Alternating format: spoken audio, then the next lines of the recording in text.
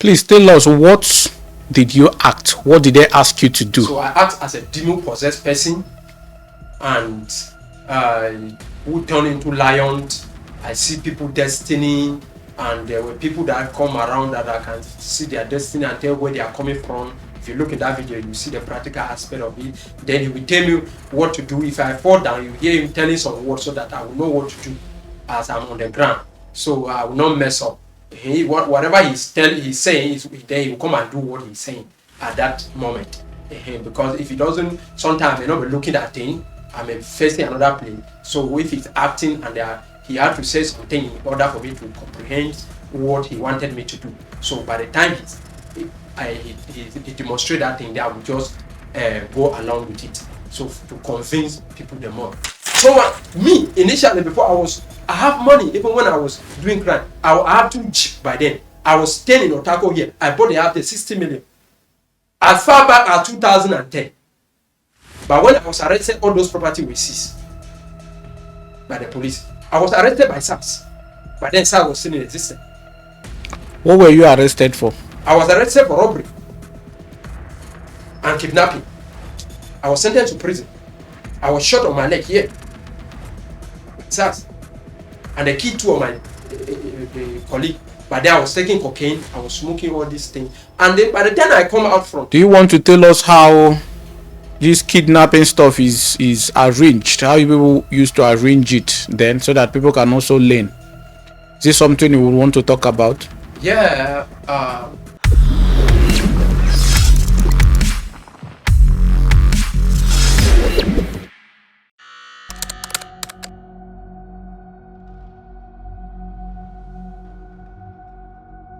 Ladies and gentlemen, it is me again, KAA, the host of KaaTruths podcast, and today I have with me in the studio Franklin. He's a Cameroonian, but he grew up in Nigeria. And when I saw some of the videos he sent to us and his stories, I said he must be at the KaaTruths podcast studio. He's not just here to talk about the fraud in the church. He has been used to stage fake miracles and prophecies in some of the big churches in Nigeria. And he was a kidnapper. He has actually gone to prison 4 times, according to him. He was also an armed robber. And he has also been into drugs. So he's coming from the world of criminals. And this criminality also spans into the church. When he ran to the church, he decided he was not going to do crime again. He ran to the church to give his life to Christ. And somehow the church also started using him to commit fraud. And that is the sad part about his story. Someone left crime after spending years in prison to give his life to Christ. Then pastor sees the opportunity to start using him for staged prophecies and miracles. It's a sad one, but today we'll have him in our studio to share his story. We're going to learn some of the strategies kidnappers and armed robbers use. We're also going to learn some of the strategies that pastors use to extort money and to stage fake miracles from, their victims and members. So you're welcome, Mr. Franklin. Thank you, sir. We are excited to have you, and we can't wait to hear what you have to tell us. First, I'm going to ask, you said you're a Cameroonian, but you were born in Nigeria. Okay, so I like to always tell people that on KaaTruths podcast, we do not entertain lies. No matter how well cooked, no matter how sweet it may sound to the ear, we do not have time for it. All right, because what we are dealing with is a very sensitive issue. Very, very sensitive. And oftentimes we may be called upon to, provide proof of anything. People like you can be called upon to provide proof of some of the things you're going to tell us today. All right, so I need you to have that at the back of your mind. And I also want to encourage you on camera to be as bold as you can. It is the darkness that should be afraid of you, not you afraid of darkness. And what you're doing today, I believe it was ordained by God. It's also another way of, expanding and propagating the work, the true gospel of Christ. Because lies and falsehood do not have a place in the gospel of Christ. So I implore you to be bold as much as you can. Make the story as comprehensive as possible. I know it's a lot of stories that you will be trying to put together. I'll be here to also ask some important questions for clarity purposes. All right. But the first question I want to ask you is, tell us the background on how you became associated with these pastors, and we're going to take it from there. And please, always go straight to the point, and let's make it as brief as possible. Thank you. All right, thank you, sir. I was actually involved into crime initially, my early age. So at the end of the day, in prison, I give my life to Christ. So by the time I come out, so I was encouraged at least to work for God. And I was happy because I feel peace. I feel relaxed. I feel like I feel peace within me. It wasn't like when I was into crime world that I would be running helter-skelter and stuff like that. So I went to the Redeemed Bible College, but one of the challenge was that people always give me promise, just in their mouth, we went to support you, you are going to be great, but there was nobody to really support me. So I went to the Redeemed Bible College. I was just being the one trying to work to help myself. People would just give me peanut like 500 naira to take and eat and stuff like that. So, and then that was when, right in Redeemed Bible College, that was when one of the pastors contacted me from Fake Miracle. I was right as under being trained as a pastor and still practicing Fake Miracle, but the person was not in the pastor of Redeemed actually, but I was in Redeemed Bible College. So the man of God was in Lagos, and I know him through one woman called Mommy Bemi, but then I was living in Ibadan. So the woman went there also. The woman was very frequent with the pastor. Sorry.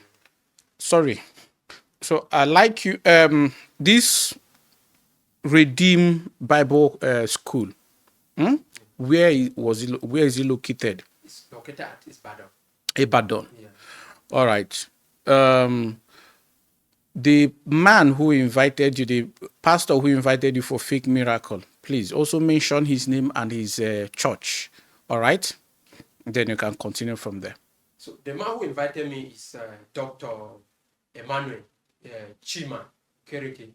So his church is a Global Success Ministry at Lagos. It's around Festa Link, Sunset Road. In Lagos.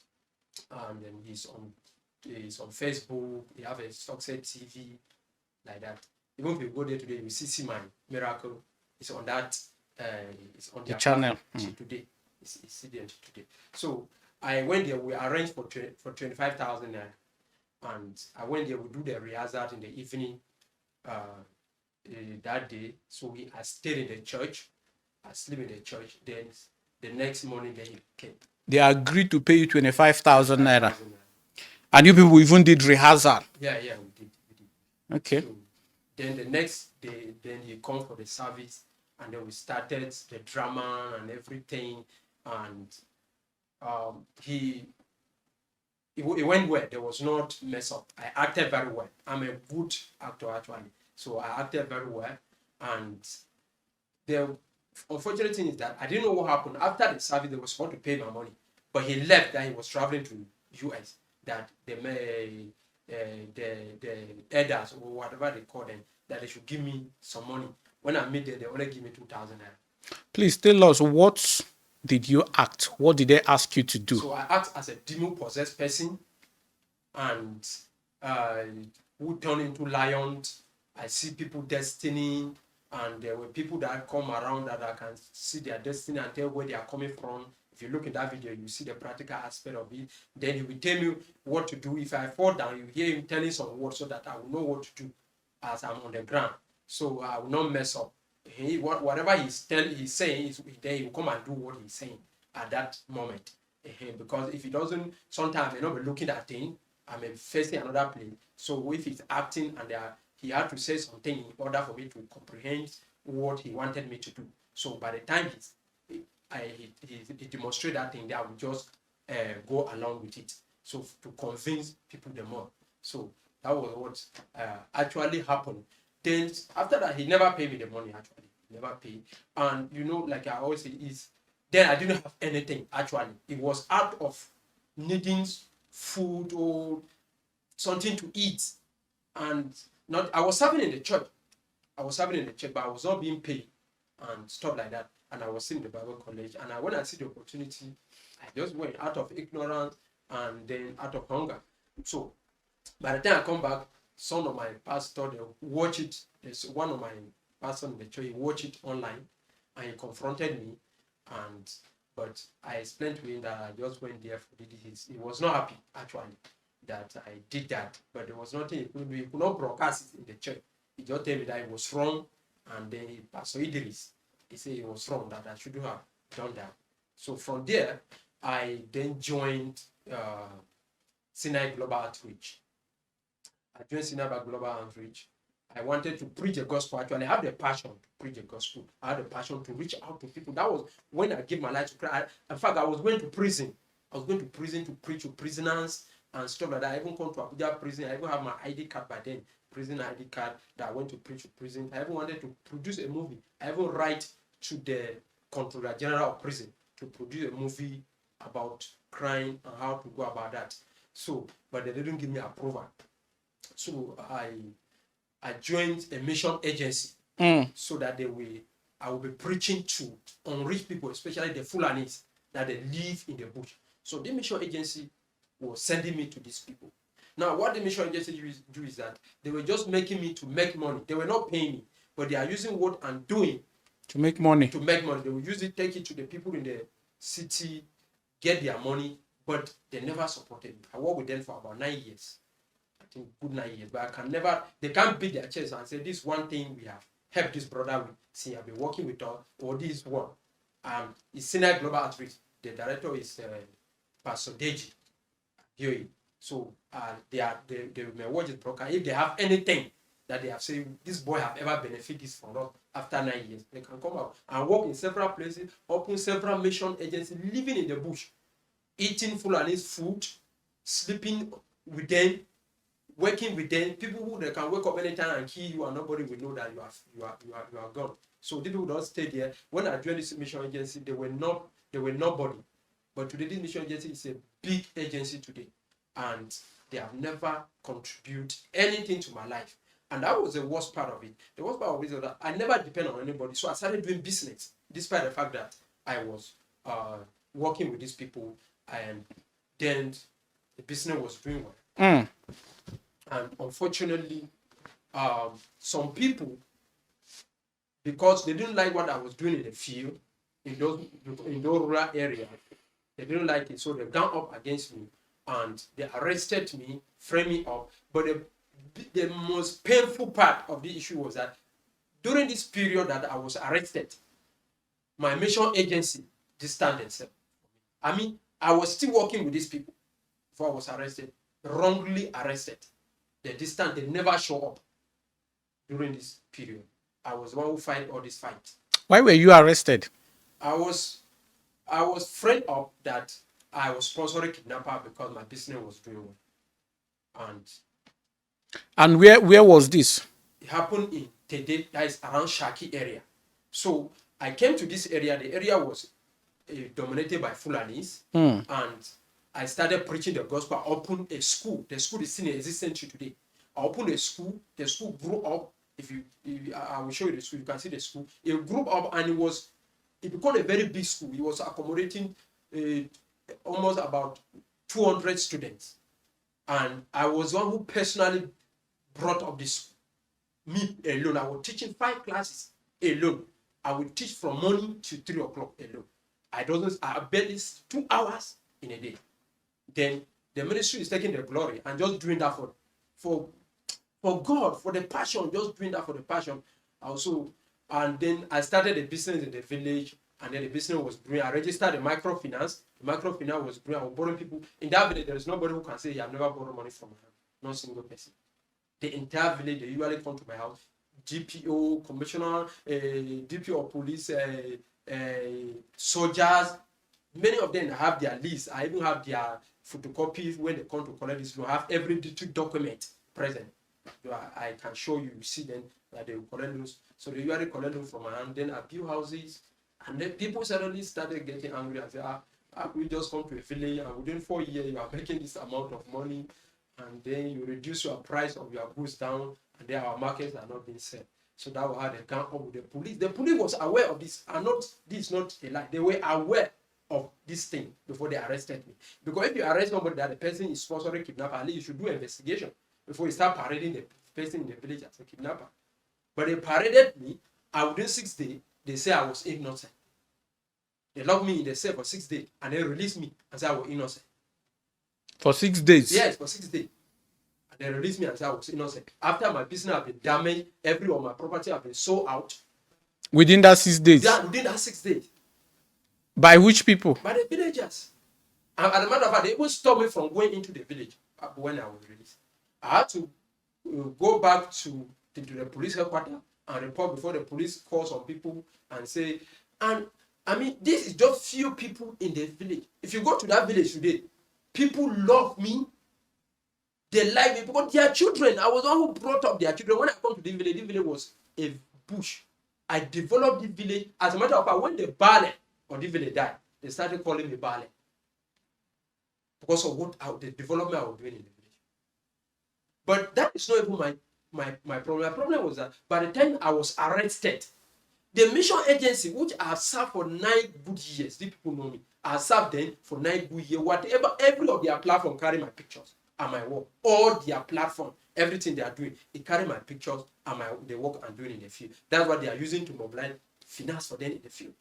They never show up. In fact, the police were asking me, I thought you are working with a mission agency. I said, yes. They said, where are they? And they were informed the very night where I was arrested. They distanced themselves.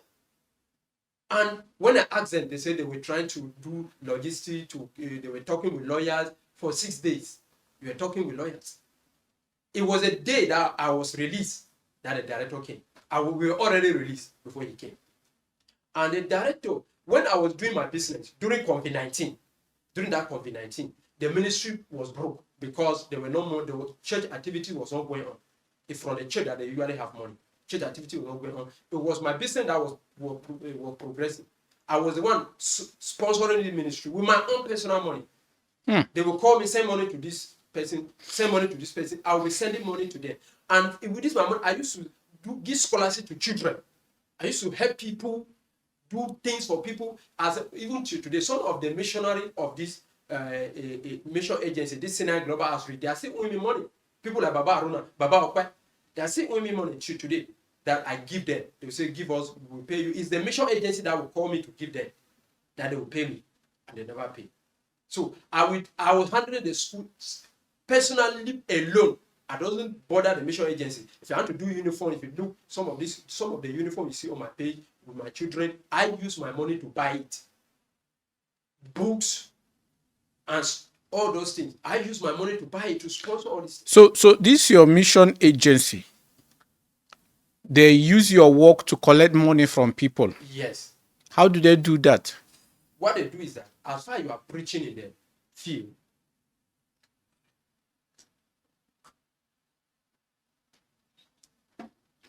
as far as you are in the field, reaching the unreached, you are taking pictures. People are giving their life to Christ. You are giving an account. You are doing videos. I have all those videos. You are doing them. Then you send to them in the town, in the city. Now they will go to churches and present it to people in the church. This is the work we are doing, our missionary are doing in the field. They need help. They need support. Support our agency. Now they will support them. They will use the money for whatever reason they want. Me, I never care for those things. I never care. But me, I was wishing that at least as I'm working with these people, there should be a plan for me. There should be a support for me. That at least this is what we are supporting you for. Yeah. This is what we are helping you. As far as you are working for God, this is what you are achieving. Because I doesn't receive offering. I doesn't collect that in the field. As a matter of fact, I'm the one given then in the field. From my own little that I'm doing business with. I'm the one who is supporting the field. So I was expecting that. So they will use this money. So they will go to different churches, different platforms, and then solicit for assistance for the field. But it never reached the missionary. It never reached me. I don't know whether I reached other people. It never reached me. So at the end of the day, I was not happy. I was not comfortable. The day they came, I already paid myself 1 million naira from the police, and then they came and give the police 240,000. They called that one, maybe my director came that day when we are already released. They call it counter money or something like that. When I entered the office, our office, the first question this man asked me, the director of my ministry asked me, after greeting me, you are welcome from the cell, it was, how are you going to pay our money back? I mean, these people that, and the first missionary they have that is going to the field preaching the gospel, that they will use his word to tell people we have missionary in the field. I'm the one. I worked with them for about 3 years to 4 years before they have another missionary. Most of the work they have done, I'm the one who do it. There is no work that the missionary, they have so many works in the field, so many fields that they have now. And I'm the pioneer of those fields, and the frontier, and I will usually go and stay there, sleep there, wake up there, do all those things. And they were asking me, how am I going to pay the money? It was so annoying that the people, even if I was just learning work for 9 years, at least I should be a graduate. And I should have something to show for. Or if you are just working, receiving salary 10,000 naira every day for 9 years, at least I should have done something. But it was not so. So I was so annoyed. After that, I left. I struggled to collect my property, my house, which I built. I built 2 houses in that village. I struggled to go back there so that at least I can put those houses on rent. But there was already a cook-up plan. They say I cannot put on rent. It's either I sell those houses or I lose them. I built the one in the village. I think that house was 3.7 million. The one in the city I built about 7 million, more than 7 million. I think 8 million. I built around 8 million in the Tede. Then the one in Alawo, I built 3.something million. I said the one in Alawo 500,000. Then I said the one in Tede 1.5 million. The 2 houses. So I come back because my microfinance. I also have people who put, microfinance. People who invest into it. I had to sell my cars to pay their money. When people usually borrow money, people were owing me more than 50 million in that community. And these people are part of the people that combine to help the police to arrest me so that they will not be able to pay this money. And by the time I was released, nobody wanted to hear from me. I even go to the Oba, they don't want to hear anything from me. And so for me, I prefer peace of mind. I left the village. I forget about the money and everything. I sell my car, sell my property, and a lot of things, pay some people. To now, I'm still win money. I'm still win debt. About 5 million naira debt. And I have every details. People who are investors. I already promised them when they had to be quiet when I started business again, they can raise their money. So I had to sell those property. I sell the house 1.5 million. I sell my car, my Jeep, 2.5 million. Then gather all those money helps to balance on debt, save money. I have so many property before. I sell my television, sell everything to pay people their debt. While people are owing my money and enjoying my property. So I just keep quiet. I come back. There was nobody to fight for me. But if this thing happen like this, and your mission agency show up and say, what is the problem of this boy? Why do you arrest him? I think there should be some explanation. But there was nobody to show up. Even when I was in the crime war, at least if something happened like this, your people will show up. People will show up and ask, why do you arrest this person? They will even try to bail you out. But it was a church that I'm working with. And these people completely abandon me. It did not start today. And so it's always so amazed for me when you see people are saying in the church that we are brothers, we are one. And yet, because you are nobody, you don't have accolade to your name, nobody knows you, and you are working in the church. It was so all these things. So it have made me. I become frustrated, but because I don't want to go back into crime, I just have to struggle and begin to manage and begin to find way how I can be able to start all over again. And nobody is ready to help. Even people I helped in the past, nobody knows me again. So from here, what next happened? Aside this story of the village, what next happened? You moved into another church? Yeah, and before I cut you, sir, there is one place that I actually want to analyze. I'm a pastor, and I will still be a pastor, and I'm going to be a pastor. Now, there is something that most of our churches are doing. Who sometimes, when you go to them, they will use a 1 yardstick. I'm writing a book. I've already finished writing it and trying to preview about crime.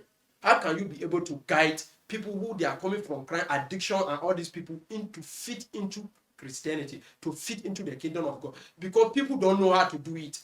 They don't think that the same thing that they tell a child that grew up that is not a criminal how to become a Christian. They don't think it's the same thing that you tell somebody who is coming from prison. It's not the same way that you mentor them. Me initially before I have money even when I was doing crime. I have 2 Jeep by then. I was staying in Otago here. I bought the house 60 million. As far back as 2010. But when I was arrested, all those property were seized by the police. I was arrested by SARS. But then SARS was still in existence. What were you arrested for? I was arrested for robbery and kidnapping. I was sentenced to prison. I was shot on my leg here by SARS. And they killed 2 of my colleagues. But then I was taking cocaine. I was smoking all these things. And then by the time I come out from... Do you want to tell us how this kidnapping stuff is arranged? How people used to arrange it then so that people can also learn? Is this something you would want to talk about? Yeah. Kidnapping I've written a letter to IG or police. I've written a letter that I want to contribute my experience to help the security. But I realized that whether they were doing politics or whatever, they didn't take me serious. He directed me to the commissioner of police in Oyo State.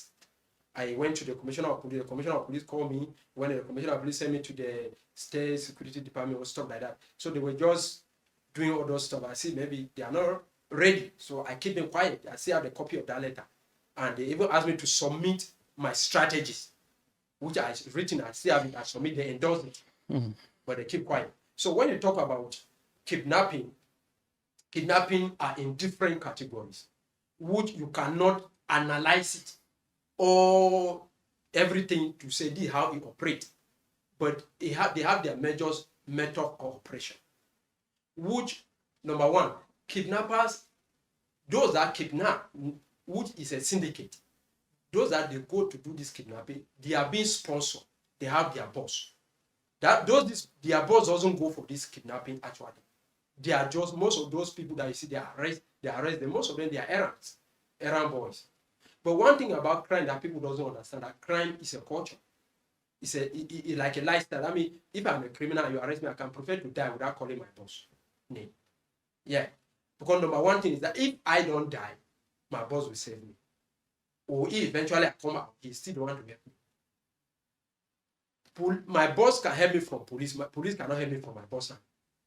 So that's how most of this thing, you are brainwashed actually. I don't want to go into detail how this thing have been, how you are being told, and some of those things that you are being told there. But you are actually, it's a brainwash system that you are being brainwashed. Number 2 is that then how these people do is that they have their boss. Their boss have contacts. Now, most of these people, they have connections in high places, which they can arrest you and they can make a call and you will release. So they have contact in high places. Now, some of them have houses that they do this kidnapping into. So once they kidnap you, they take you to those places, to those houses. Now your affairs is always come. And as your affairs, anybody can be kidnapped. As a matter of fact, But then there was a time that we kidnapped a kidnapper.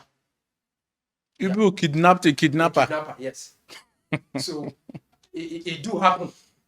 It do happen like that. So everybody can be kidnapped. But the main thing is that they always have their victims.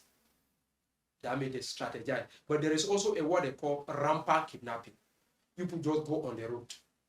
This one is a rampant kidnapping. It's random. Random kidnapping. You go on the road, stop a vehicle, and kidnap people. But there are strategies kidnapping that you study this person, know what he does for a living, and how he operates. You monitor them online and offline. So, as a matter of fact, there are kidnapping that you can be that they can sponsor your security person. That means those kidnappers can actually sit down and go and find, you are looking for a security person and they give you a security person. You are looking for a driver and they give you a driver. So, and you see. So somebody that they want to kidnap. Yeah. If people want to kidnap somebody, your boss can give the person a driver if the person is looking for a driver to hire. Yes. And the person will not know that the driver is one of the kidnappers. Yes, you know me. Or a security person. This security person can be police, military, or anything. Now let me pause your prayer here. Now there are people, there are people that they are in force. I mean, in security forces, that they are being sponsored to be there. To be there. Now, people, they are living their life, they are earning their money, but they have their purpose that they want to achieve in those areas. They may never be caught. There is some position and resign from those gang that they are working with, or still cooperate with them. So they are there. Their boss actually make sure that he fund their bill to training, pay their school fees, pay all those things that they pay in the forces, and make sure that they become a force person. So now, if this person wants to maybe kidnap a general, or kidnap a very well-enough person, or get some information, it's through these people, through these guys, that he's sponsored into this force, that he's getting all this. That's why some kidnapping gangs are so powerful to break. So powerful. It's the same thing with drugs syndicate. I work with drugs in this country. I know people who don't want to mention their names. So I work with drugs. I was taking cocaine at least 150,000 naira daily. There was a time that when I stop it in prison. And when I stop it, my mind went blank for almost 3 months to 4 months. I was behaving like a fool. I don't know anything. When you talk to me, it's like you are very far that you are talking. I don't know anything. I could not reason properly like a human being. If I don't talk small before I sleep. So, and it was just the grace of God. People don't survive it, but I survived it. So it's the same thing with drugs people. So this drug syndicate, they almost operate like kidnappers because they have higher authority. They have the way they operate. And the problem with these people is that they are ready to die. For whatever reason, they are ready for it. So because of the brainwash and the power behind it. Now, I don't want to tell you, okay, let me just say this. When you join these people, this kidnapper or these drugs people, the first thing they did to you is that they stream you of your power. That means they make you feel like you are a dead man. Without them, you are dead already. So they put that fear into your mind. Then they also help you to know that they are not your enemies. These people are your enemies. Police, they are your enemy. Security forces, they are your enemy. How do you call it now? The ordinary people in the society, they are your enemy because they don't want you to make money. They make you to believe that thing is not evil. It's the society that make it evil. That means they show the back way of society. They say your uncle is a rich man. Is your uncle helping you to become somebody? You say no. So this also and so person is this. How many times have you applied for police force? Have they taken you? You say no. How many you have done this? Have they helped you? You say no. Now they tell you, now we are giving you life. I give you money, I give you car to drive, I'm feeding you. So who is your God? Definitely that person your God, because they have made all these people to become evil in your very eye. So they also make you to know with police cannot save you from their hand, but they can save you from police hand. For example, if police arrest you, there is a way they can bail you out. But if you expose them and they successfully cover themselves up, and police release you, police will not be able to protect you from them. Their hand. So you are automatically in their hand full time. There is nothing, you have no way out. So any mission they send you, your number one objective is to accomplish their mission. And if you don't accomplish it, you will never leak their secret because you believe that they can help you out. When I was in prison, some of the if I give the story of prison, in prison, they usually come and take people out. People that they know that maybe they arrest you and they lock you up in prison, and you are going to want to go and do an operation, and you are the key to that operation. They will release you. You go and do that operation and come back to prison. They will come to prison. They will settle prison authority. It happens. You can check it. It happens. In this Nigeria. They will settle prison authority. Prison authority will release you. You will actually go and commit this crime. Come back to prison. It happens. So most of these things are not being checked. And when they are looking for the criminals, they will not know that the criminals are already in prison. How will you go and prison somebody who is already in prison? How will you arrest somebody who is in prison? It's not possible. Even if you trace them, you can't get to them. So, and some of this, so when you come to some of these drug syndicates, by the time they arrest you and they put you in prison, there is nothing you lack. You know, prison is function of money. If you are in prison and you have money, you will live like you are outside. You live like you don't have a problem. So they will come to prison, they will give you coke, they will give you cocaine, you take it, whatever you want to smoke, so you feel free. By the time you come out, the people they call the night duty. I was once a night duty. So night duty are people who, in cocaine war, these people are people who take cocaine and then they also sponsor the people who take it. I mean, you enter drugs baron and then you buy like 5 million naira, give to people. Now you are a night duty. By the time you are arrested, your baron cannot rest until you're out. He can spend any amount of money. We know that once you are out, he's going to recover that money. So I have so many stories about crime. So then there are also, you have kidnappers, you have armed robbers, then you have thieves. Now bandit, by the time I was into crime, bandit was not here around. We're not hearing about bandit here. We're not actually hearing about unknown governments. These people, you can actually call them as psychologically not balanced.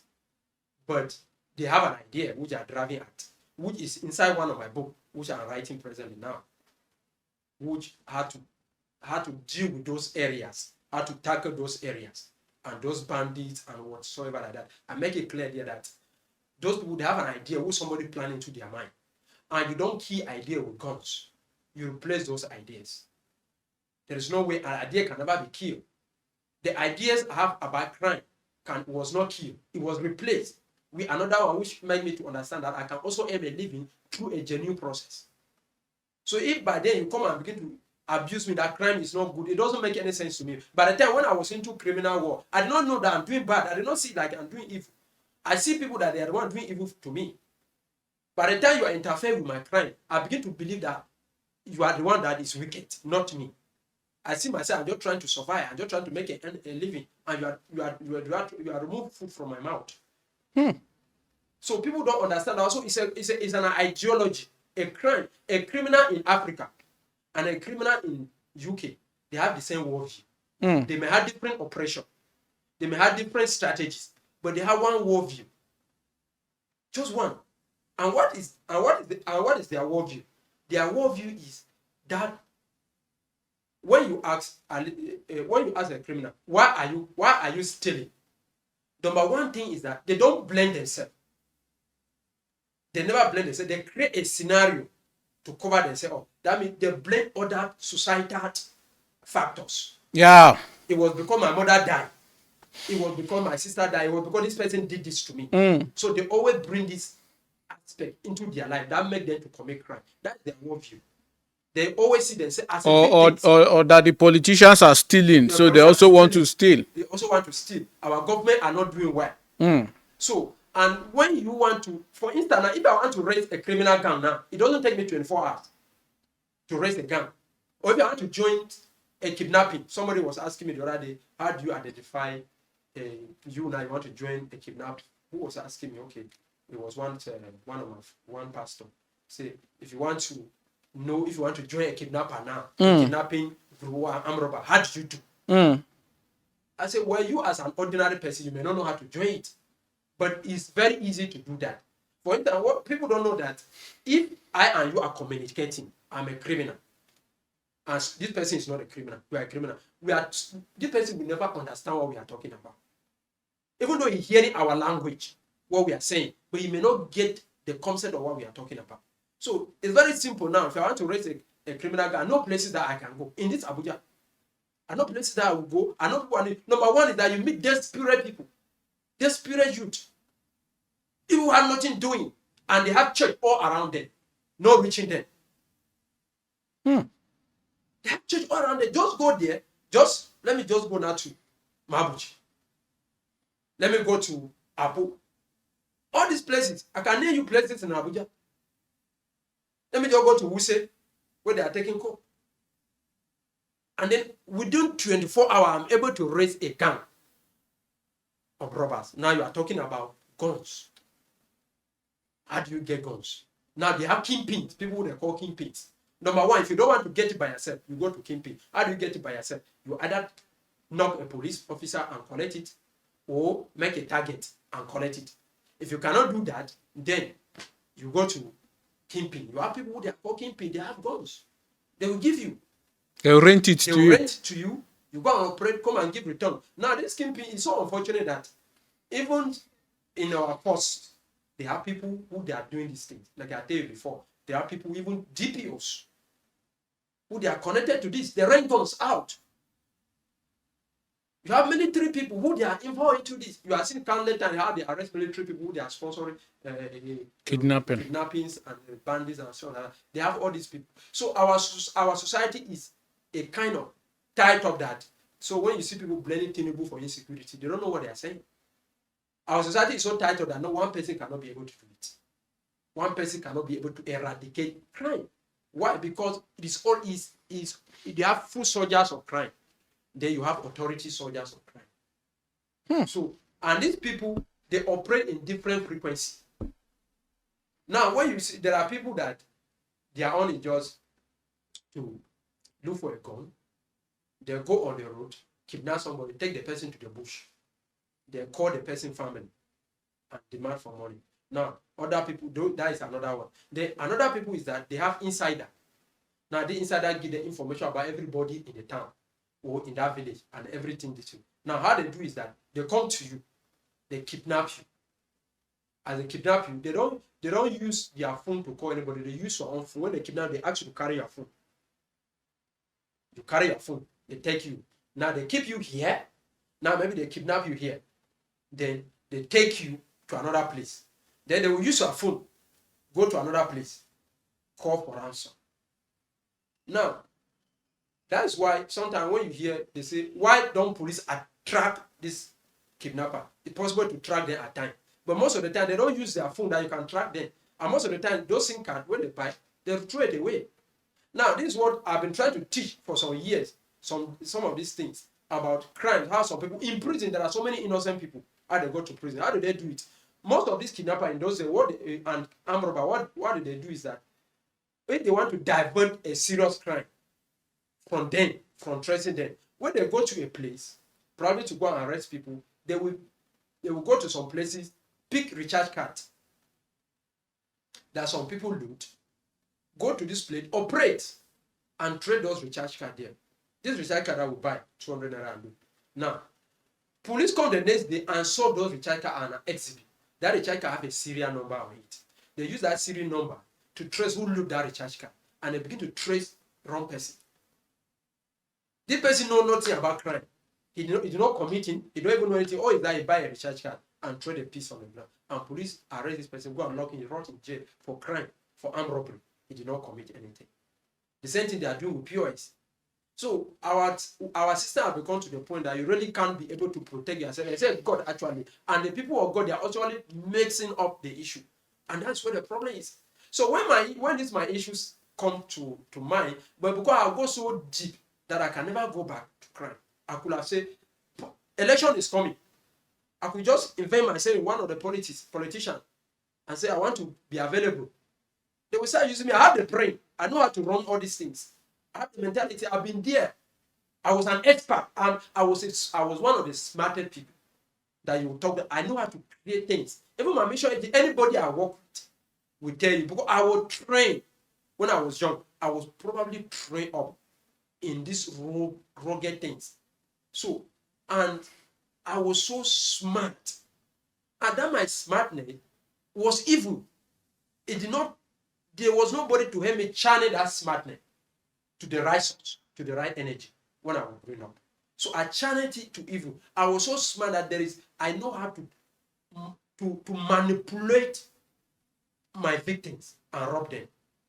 I know how to do. I can go to a crime scene and rob alone and divert every attention and escape. Alone, single-handedly do an operation. And people will not know. I was having a personal doctor when I was in the crime. That when they shot me, I had so many bullets. If I remove my trousers, I will see here. That when they shot me, he will remove the bullet. For me. So by the time you go to his hospital. No, he come to my house.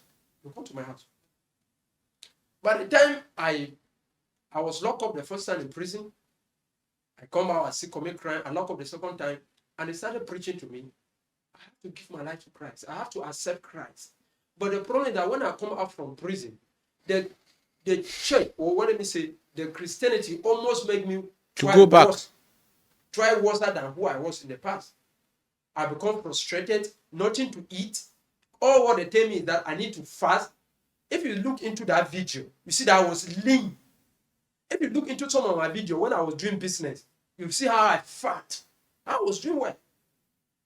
Now, so by the time I come back, I need to fast. I need to put myself into suffering so that I can be able to transform and all those things like that.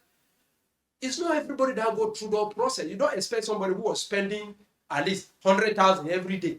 They give you life to Christ. Now you expect him to sit without eating. You expect him to going throughout the whole day without eating, and there is nobody to monitor him up. It's dangerous. I don't blame most of those people because people were afraid of me actually. But there is a way you can help somebody without bringing that person to yourself. And that is what is in my book. That book will soon come out. And when it comes out, I advise everybody to read that book. It is called Criminal Mind. You can see how a criminal is thinking. You can even be in your house with your child. That child is a criminal, you don't know. But you can be able to dictate through some of the activity that the child is doing. And it's inside my book. You can be able to dictate. How can you know that your child is taking drugs? Now they have transformed drugs to so many things. Your child can be eating biscuit. You are sitting with your child eating biscuit, but it's drugs he's taking and you don't know. They are turned biscuit, they are turned some drugs into biscuit. You buy it in the market.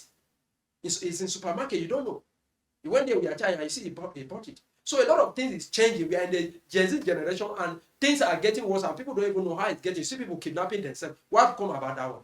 There's a reason why they kidnap themselves. And I think that the church should be able to help in this area. But we are making things worse every day. Giving people false hope. Instead of the reality. When I give my life to Christ, how will somebody tell me that?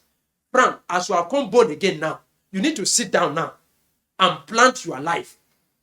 Think how you can be able to start your life as you are worshiping God, know how to start a business, and know how you can be able to become somebody by building tomorrow and be able to help people.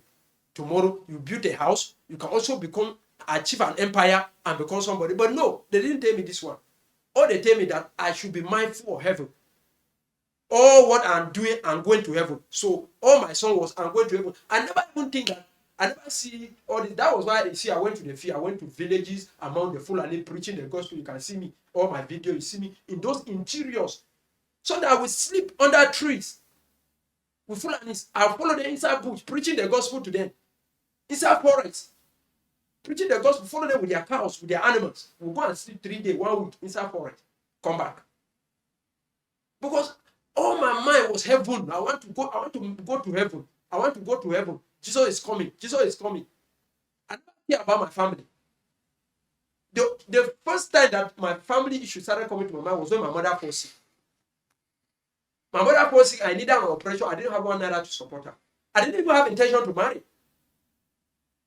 All my passion was, let me just go to heaven. Let me just do the work of God. That was how I was taught to go to heaven. When my mother fell sick, my ministry could not support. They could not give money. As a matter of fact, when I fall sick too, because those interiors, sometimes you have to fast. There is no food in the bush at times. Ulcer almost killed me. I almost died because of ulcer. I was rushed to the hospital. I spent money. Out of the money I spent, my ministry sent me, I think, 25,000 or 30,000. I spent roughly 150,000 on ulcer in the hospital. They sent me 30,000. And I'm working for these people. Whatever these people is getting, my mission director have a car today. Ask him which business is doing that he have a car. You have a car, you have a land. Me and him will buy land in the same place. I use my own money, which I'm doing ministry, and I'm doing business. I use my money from my business to buy my own car, buy my own land. Where is he see his own money to buy his own land and his own car? From the work I'm doing. At the end of the day, when they destroy my business, the land beside him, they even seize, because I keep my land document with him. I had to use force and everything to collect my land document from them. I had to sell the land, sell my cars, sell everything to be able to pay up the debt people borrow from my bank, from microfinance. And I collapsed totally. And nobody, no one of these people, they never, at least, sometimes when you work with people, at least no matter what happens, at least these people should be able to say, okay, as you are going, take this 1,000 naira, or we give you a flax, or a cooler, or we give you a shoe, a pair of shoe, or something. At least we honor you for the work you have done for us, or for God. As a matter of fact, you can see the work I have done. I will show you. You can check. You will see the work I have done for these people. And they are taking the glory. They are there. All those who they are under their ministry now. And they never, even well done, they never tell me. Or they keep on saying you are working for God. It's not for us. Then when I left, why don't you allow those places for God to take over? Why do you sit there? Why are you controlling those places? They never give me one, they never ever honor me. Just say, we want to appreciate Frank today for the work he's doing in the field. They never. But they will take my name, my pictures, and the thing I'm doing, and go to churches and present it to the churches and to the pastors that this is the work we are doing in the field. These are our missionaries. This pastor now, they will give their account. The pastor now will give them money. There are people who are dedicated to be sponsoring mission. They are sending money to the mission agency every month or every week. There are people like that. If you are watching me, you know what I'm saying. There are people like that. And we are the ones doing this work in the field. I work in Kebbi State.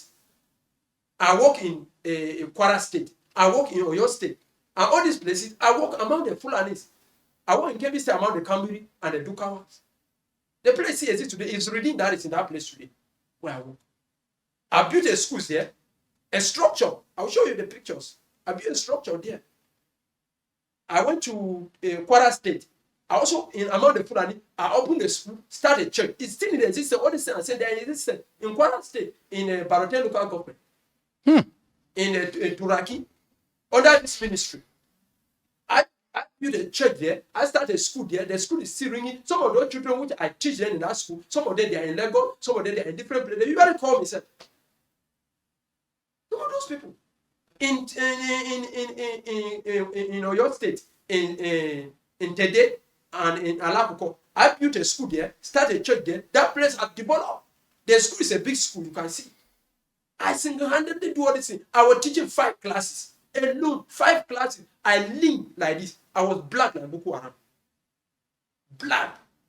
Free. They will not pay me salary. 1 kobo, they will not give me. And they were busy enjoying the money. And they were busy enjoying the money. And this is a church that you felt were supposed to love you more. To love me more, at least to encourage me. And then when somebody is working, there should be a way of you contribute. Currently, do you sometimes feel like you want to go back to crime? By the time I become frustrated, I post a video online when I was crying.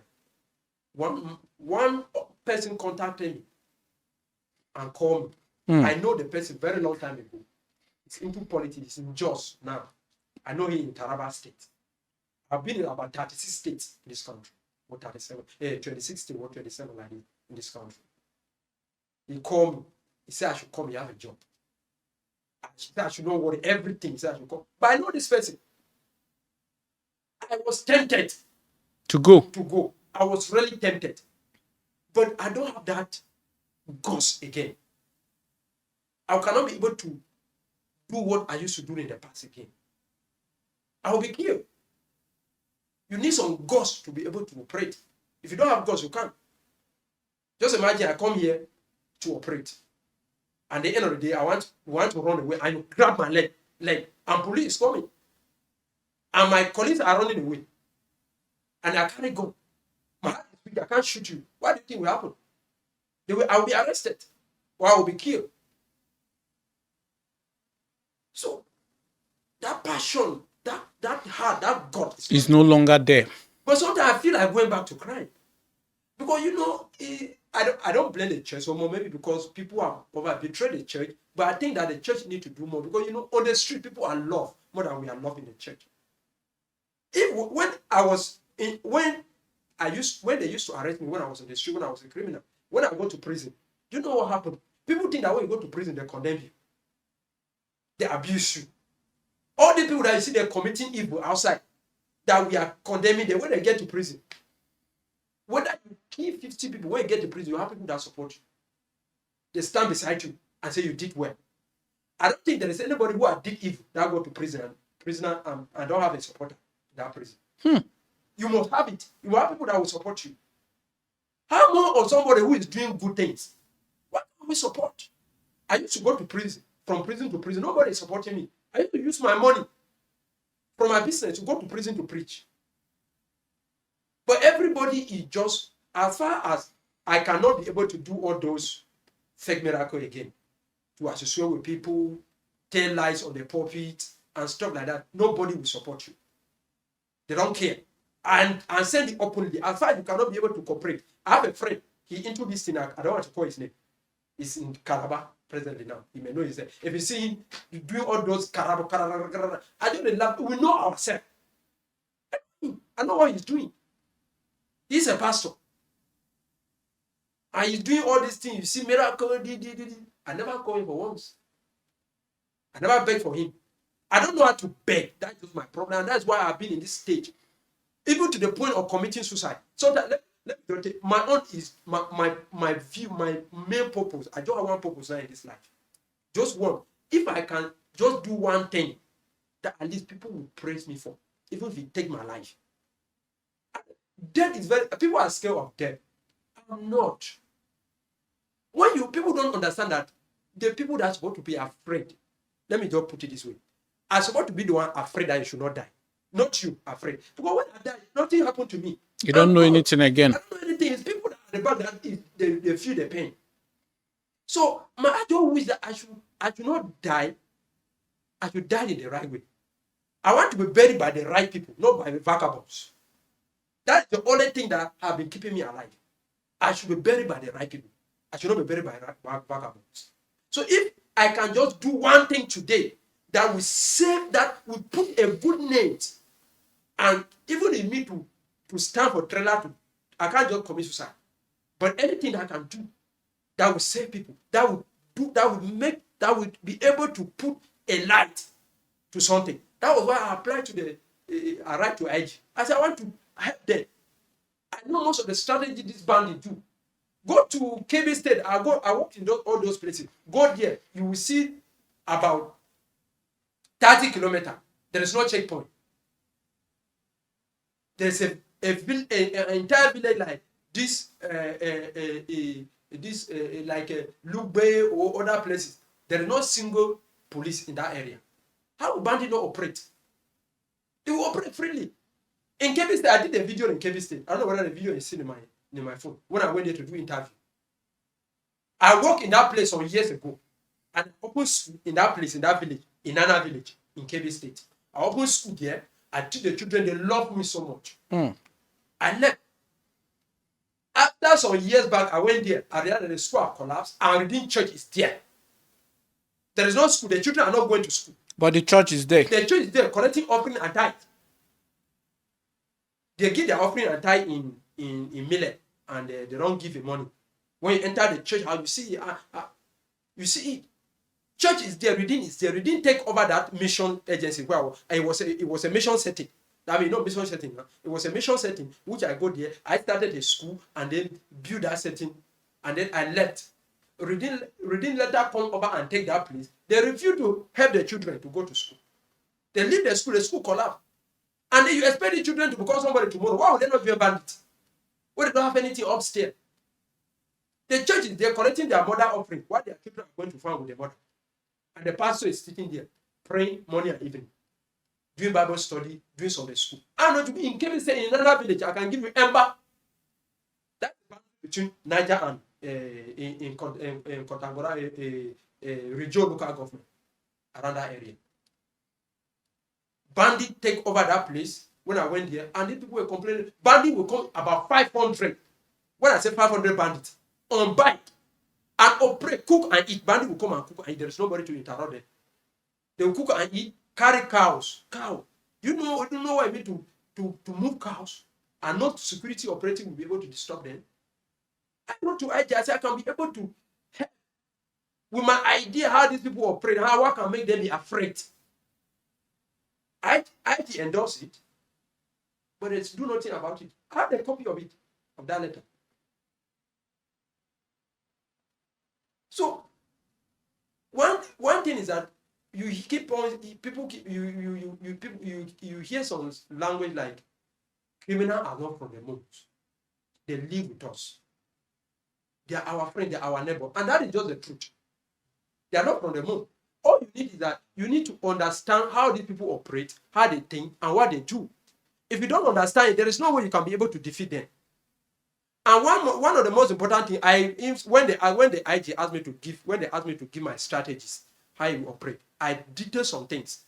I didn't come with a copy of that thing. I zoomed in the house. I detailed some things. I said most of the things police did is that they are not proactive. They are reacting to things. And that is why one of the challenges in our security forces. And it's not the fault of the people at the top.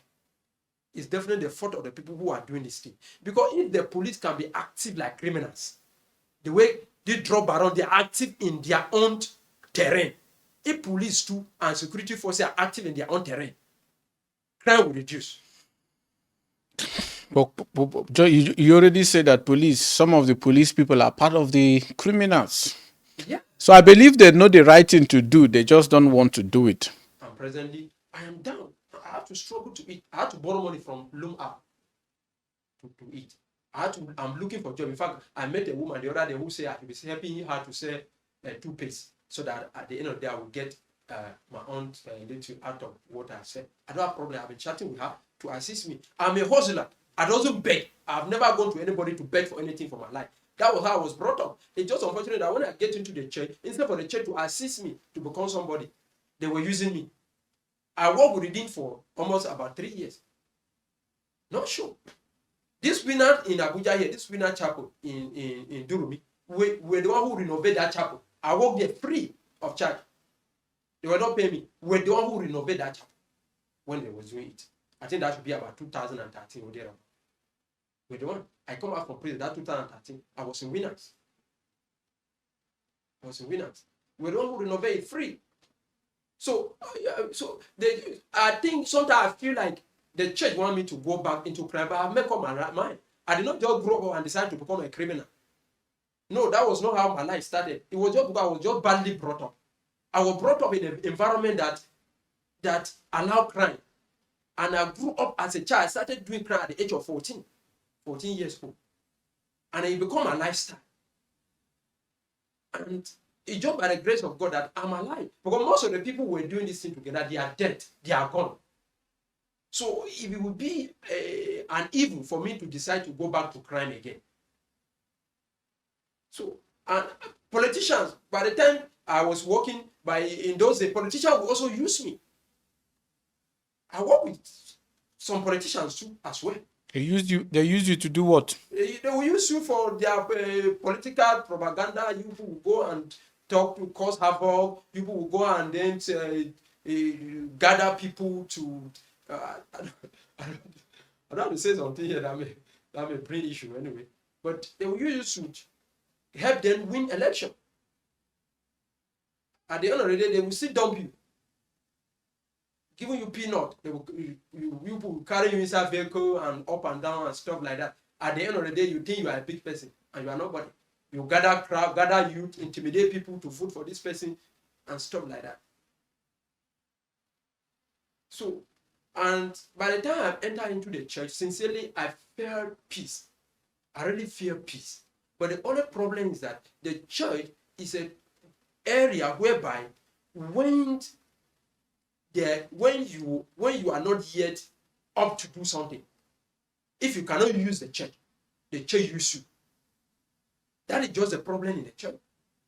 So as far as you are just vulnerable, you just feel like I'm serving Christ in peace. I don't want to be had that passion to serve Christ. They just see you as an opportunity. As a matter of fact, the day I went to stage this deliverance in this church, by the time I finished, I could not have transport to go back to the bank. I did not have transport.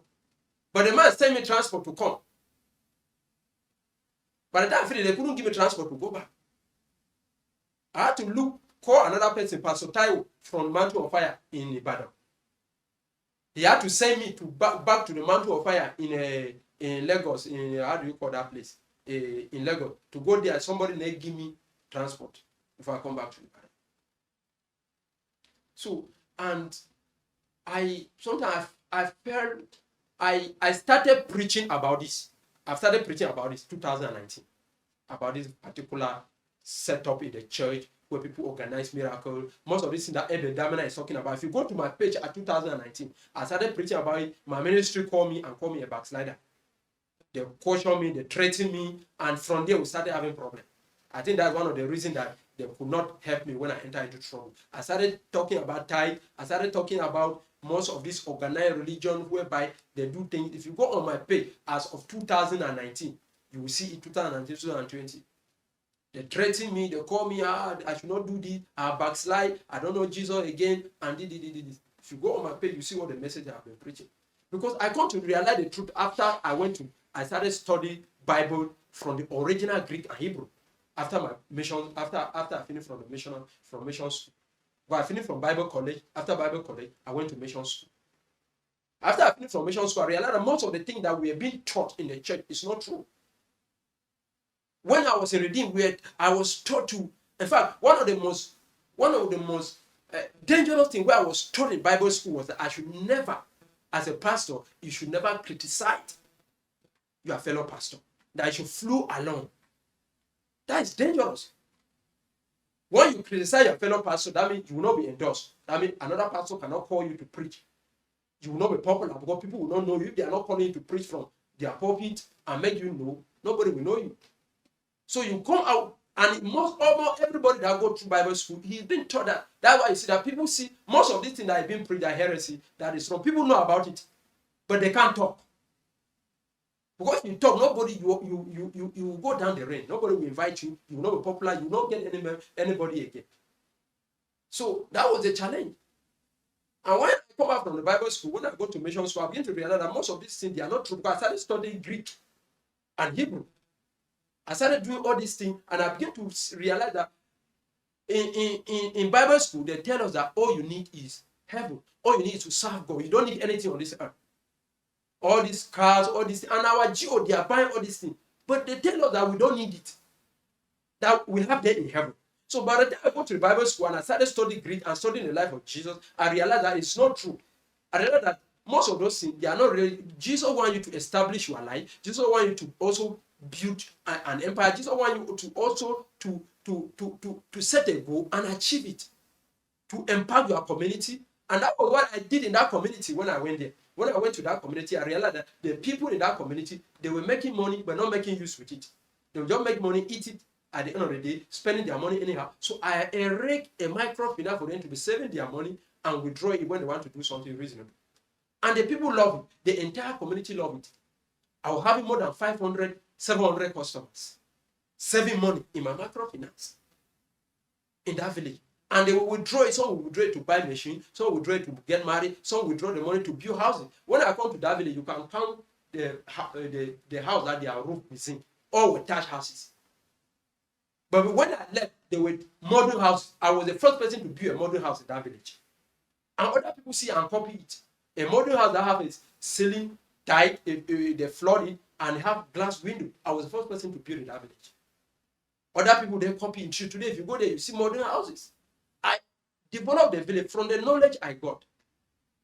But the more challenge was that by the time I entered into trouble, my mission abandoned me. My ministry abandoned me. Everybody abandoned me. It's a very chilling story, and like I've said before, thank you for your courage in saying all of these things. Those who are listening, they are going to learn a whole lot from everything you've said, and people are going to be more careful. People are going to understand how these things operate and all of that. So thank you so much. Honestly, I think we're also going to probably have this session again. Okay. Yeah. But if you're watching me and if you watch to this point, this video, I'd like to thank you. And I'd like you to also appreciate Mr. Franklin here for having the boldness and the courage to come publicly to say all of these things. It's a call to let you know that crime is not the best route to go. There is no profit in crime. I understand that frustrations and a lot of things can cause some of these things, but please understand that there are so many other legitimate means of making money in this life. And if you're a pastor, if the leaders of the church are watching this, I'd like to let you understand that this video is a call for people like you to do better. Someone left the criminal world and run to the church, hoping and believing that he will be embraced, loved. But the church started using him to stage fake miracles and all of that, and also to extort people, use him for field missionaries and all of that, and then use him to collect money from people, abandon him, and now he's left in between the criminal world, the church. He doesn't know which is the right one to belong to. It doesn't make sense. So I urge you to please start doing better. Love everyone, preach the true gospel of Christ, and reduce your own selfishness. It's no good. All this money that you're making, what are you going to use it for? It's not good. So just before you go, Franklin, please tell me, what are you up to now? Are you currently learning any skill? What exactly do you want to do with your life now? This question is very important because I would appeal to our audience to see how we can make some contributions to help you start life afresh. All right. So tell me, what exactly do you want to do with your life now? Like I said before, I was naturally brought up in the crime way that I didn't have time as young as was to be able to learn handwork, a small thing. But because I was a smart child and I grew up, I didn't even go to school. But I write today, when I speak English, people think I'm a graduate, university graduate.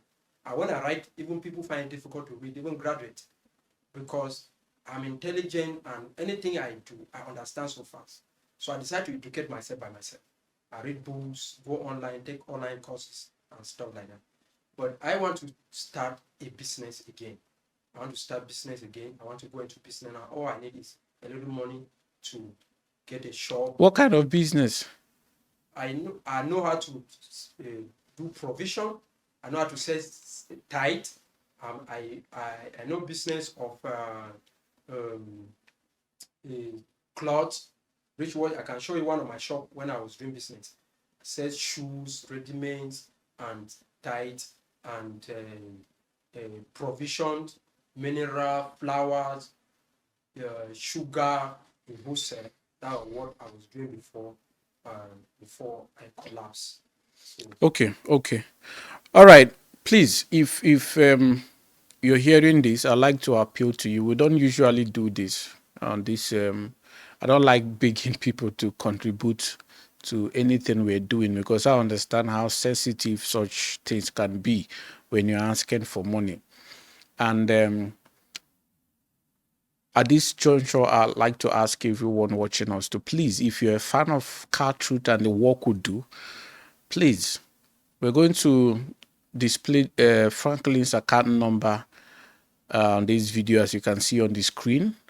Whatever you have to contribute to him, we're all brothers. Let us not judge, and let us be a reason why he wouldn't go back to crime. Let us be a reason why he will understand that truly there is love in the Christian community. Let us be the reason why he will understand that without crime, he can still be able to feed himself and his family. So whatever it is, it can be 5 naira, it can be 2 naira, whatever amount of money. I, as a person, I'm going to make our own contribution through the Car Charity Foundation, as little as we can afford. But if we can put heads together, little by little together, we'll be able to raise something that is substantial for him. I would really, really appreciate it if you can do this for me. Thank you so much, and please do not forget to subscribe to our channel. That is how you can help us to keep growing. The bigger we grow, the farther we're going to take this message, and the better the society is going to be for all of us. Thank you so much, and have a beautiful, lovely day.